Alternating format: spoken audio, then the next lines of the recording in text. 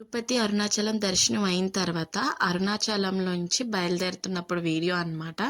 Video post చేసి చాలా రోజులు అయిపోయింది గదా! సో, ఫైనల్లీ ఇప్పుడు పోస్ట్ చేస్తున్నాననమాట. నా మొఖం చూసారా ఎలా వాడిపోయిందో. నైట్ గిరి ప్రదక్షిణ ఎఫెక్ట్ అనమాట అది. మార్నింగ్‌కి కొంచెం గట్టిగానే చూపించింది. ఇక్కడి నుంచి అయితే మేము విజయవాడ బయలుదేరుతున్నాము. కళ్ళు మూసుకొని పడుకొని లేచేటప్పటికి విజయవాడ వచ్చేసిందనమాట. అంత కళ్ళు మూసి తెరిచి పడుకునే లోపు వచ్చేలేదులే కానీ మార్నింగ్ టు ఈవినింగ్ అయిందనమాట. నైట్ 8:30 ఆ టైంకి దిగాము విజయవాడలో మేము. విజయవాడ 8:30కి దిగిన తర్వాత మాకు 9:15 ఆ టైంకి అయితే దర్శనం అయితే అయిందనమాట. మేము ఒక 10 మినిట్స్ దాకా అమ్మవారి దగ్గర నుంచుని దండం పెట్టుకున్నాము.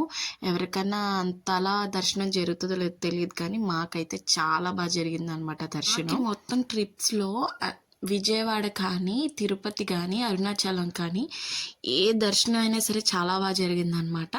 అందులో విజయవాడ దర్శనం కొంచెం స్పెషల్. ఎందుకంటే కొంచెం ఎక్కువసేపు దండం పెట్టుకున్నాం అనమాట.